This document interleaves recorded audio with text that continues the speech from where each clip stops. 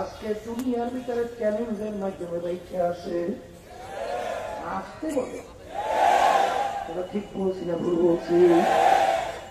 একমাত্র মুসলমান জাতি দুনিয়ার ভিতরে চ্যালেঞ্জের মাধ্যমে দুনিয়ায় ঠিক আছে জানাই। মুসলমান বাবাদেরকে বলবো, পর্দা আলের মা বোনদেরকে বলবো, প্রধান আকাশটা মুসলমানের ঘরে জন্মগ্রহণ করিয়া কিয়ামতের ময়দানে যদি জাহান্নামের শিকল হাতে পায় লাগে, একটু কপাল পোড়ার সারে জাহানে থাকতে পারে না।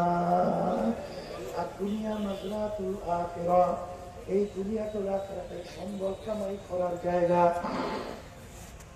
আমার ভাইদেরকে বলবো, পর্দারে মা বোনদেরকে বলবো, বাগান ভালো করে বুঝো, দুনিয়ার ভিতরে শান্তির ভিতরেও ভেজাল, কষ্টের ভিতরেও শান্তি। বলেন, আমরা খাই কেন শান্তির জন্যে, আমরা ঘুমাই কেন শান্তির জন্যে, কিন্তু দেখবেন ঘুমের থেকে ওঠার পরে শরীরটা কিন্তু স্বাভাবিক থাকে না। শরীর কেমন মেজর করতে থাকে, বলে থাম, ওর সাথে বেশি কথা বলিস না, সবে মাত্র ঘুম থেকে উঠছে, মেজাজ কিন্তু গরম। কি ঘুমাইলাম কিসের জন্য, খাইলাম ওঠার পরে কি বলে, খাইলাম কিসের জন্য, কিন্তু খাওয়ার পরে স্বাভাবিক থাকে শরীর না, হাতের উপরে শরীর ছাইরা দেয়, তখন ওই হাঁটতে মন চায় না, একটু বিশ্রাম না করিয়া তারপর কিন্তু হাঁটতেও মন চায় না। খাইলাম শান্তির জন্য পাইলাম, কথা কয় না। ছাত্রকে যখন উস্তাদ পিটান দেয়, সঙ্গে সঙ্গে দেখবেন হাত দিয়ে একটা ডলা দেয়, তাই কি দেয় না? জিজ্ঞাসা করে ডলা দিলি কেন, বলে পিটান দেওয়ার পরে ডলা দেওয়ার পরে একটু শান্তি পেয়েছি।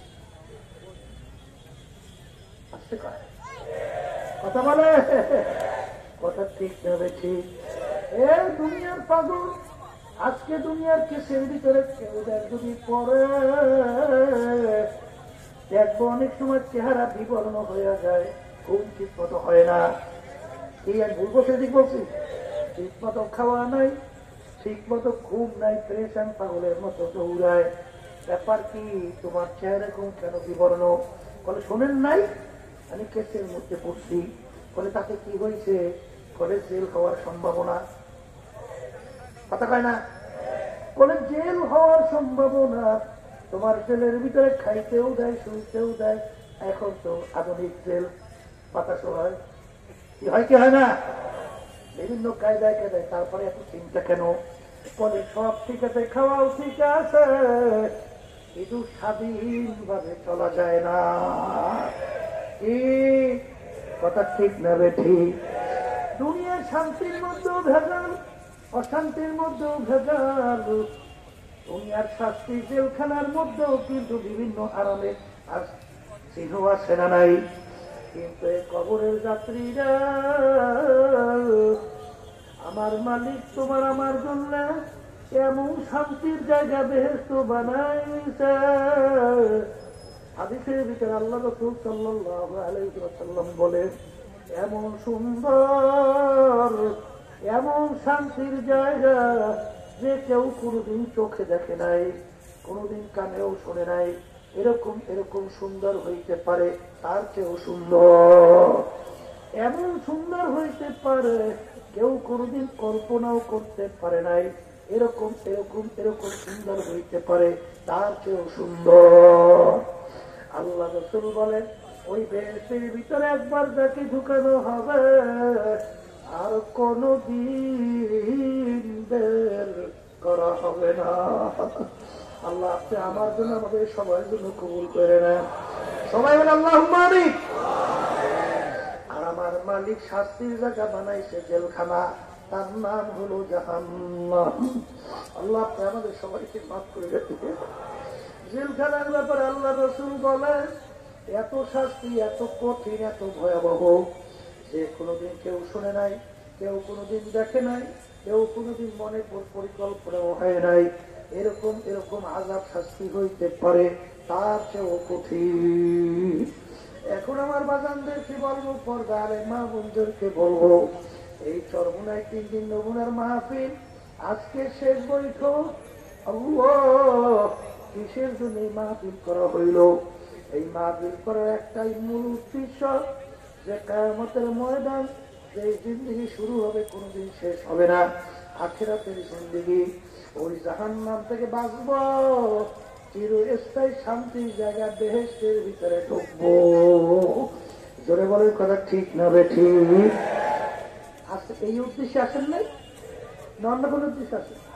হ্যাঁ, এই উদ্দেশ্য এই যে তো, এই উদ্দেশ্য তো আল্লাহ আপনি কবুল করে নেন। আচ্ছা, যদি বেহেশতে যাইতে চান, জাহান্নাম থেকে যদি বাঁচতে চান, আমার মালিক কোরআনুল কারীমের মধ্যে আপনাকে আমাকে শর্ত লাগাইয়া দিয়েছেন, দুইটা কাজ করা লাগবে, তাইলেই তোমরা জান্নাতুল ফেরদাউসে যাইতে পারবা। কয়টা কাজ? মুখ খুলে বলে দুইটা। এক নম্বর হলো ঈমান আনা লাগবে, বলেন। দুই নম্বর হলো নেক আমল করা লাগবে। কে বলছেন? আমি না আল্লাহ? আমি না আল্লাহ?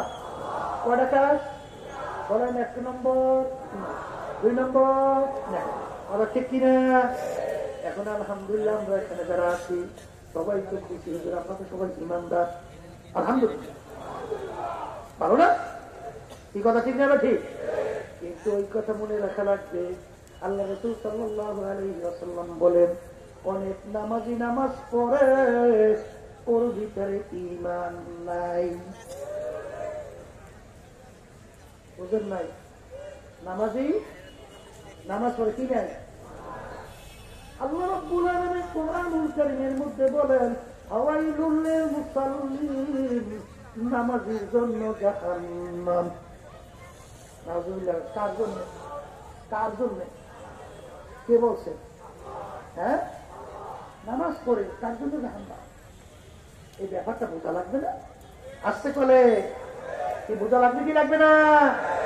হ্যাঁ, আল্লাহর বান্দারা পর্দা আলাই মা বলে না, সেই ঈমান তোমাকে বেহেশতে নেবে, জাহান্নাম থেকে বাঁচাবে, সেই ঈমানটা হইতে হবে নির্ভেজাল, স্বচ্ছ। কি হওয়া লাগবে? আল্লাহ রাসূল বলেন, আখলিস দীনাকা ইয়াকফিকা আমালুল কলিল। তোমার ঈমান যদি নির্ভেজাল হয়, অল্প আমল নেক করবা তো বেহেশতে। আর ঈমানের ভিতরে যদি ভেজাল যুক্ত হয়, বস্তায় বস্তায় আমল করবা। বস্তা বুঝুন তো?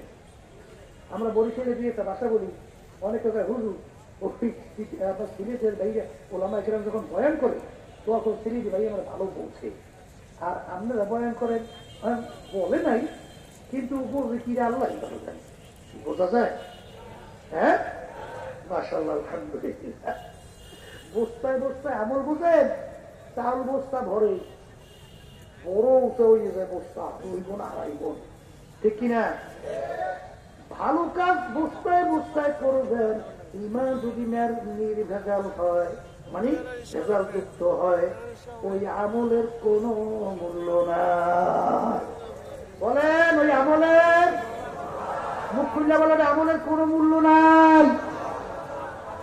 তাহলে ঈমান থাকা লাগবে কি? বলেন নির্ভেজাল, স্বচ্ছ। ঠিক। এখন নির্ভেজালটা কেমন? এক শ্রেণী আমার বাগানরা ঈমান তো আছে, লা ইলাহা ইল্লাল্লাহু মুহাম্মাদুর রাসূলুল্লাহ। ঈমানটা বলছেন না? কথা কয় না? এরপর আমরা ঈমান আনার সময় কি বলছিলাম?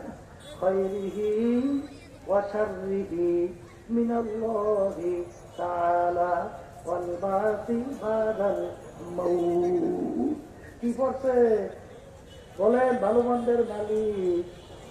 জোরে মুখ খুলে বলেন আল্লাহ। সবাই মুখ খুলে বলেন আল্লাহ। মারুই না ভাসুই না মালিক, রিজিক দেওয়ার মালিক, আইন দেওয়ার মালিক। এই আলহামদুলিল্লাহ, তোমার সাথে ইমানদার হয়েছি না? এক শ্রেণী আমার বাজানা নামাজ পড়ে, 4 শ্রেণী মাওলার জিকির করে, তাহাজ্জুদ বাদ নাই, তা সত্ত্বেও পাকা। ওযু করতে কয় একবার, কিন্তু ওদিকে মানব রচিত কুফুরি তন্ত্র মন্ত্র, যার ব্যাপারে আমার মালিক বলছেন যে তাগুত। তোমরা তাগুত থেকে পরহেজ করো। এই তাগুত থেকে বাইসা দেখো তাগুত কাকে বলে। মানব রচিত কুফুরি তন্ত্র মন্ত্র বড় তাগুদের ভিতরে একটা তাগুত। এক শ্রেণী আমার বাজানরা আছে নামাজে ফাঁকা, রোজায় ফাঁকা, হজে ফাঁকা, কিন্তু মানব রচিত কুফুরি তন্ত্র মন্ত্র বর্তমানে বাংলাদেশ কষ্ট হয়। আবার মন খারাপ করেন নাকি হুজুর? আমাদের মনের বিরুদ্ধে বলেন কেন? এই যে শুনতে আইছি শুনেই একটু দেওয়ার লাগছে, ভালো লাগুক বা না লাগুক। এই জন্য ওলামায়ে কেরাম দেখেন না বয়ান করে, বয়ানের শেষে কি বলে? ওমা আলাইনা ইল্লাল বালাগ। আমাদের দায়িত্ব তোমাদের কাছে পৌঁছানো। ও মানু বা না মানু ও দায়িত্ব আমাদের নাই। ও আল্লাহর সঙ্গে বলবা আসতে পারে। আল্লাহ কি বলছেন? হে নবী, আপনি ইচ্ছা করলেই কাউকে হেদায়েত করতে পারবেন না, পারবেন না। হেদায়েতের মালিক আমি মাওলা নিজে। কথা ঠিক কিনা? যদি পারতেনি আল্লাহ রাসূল সাল্লাল্লাহু আলাইহি ওয়াসাল্লাম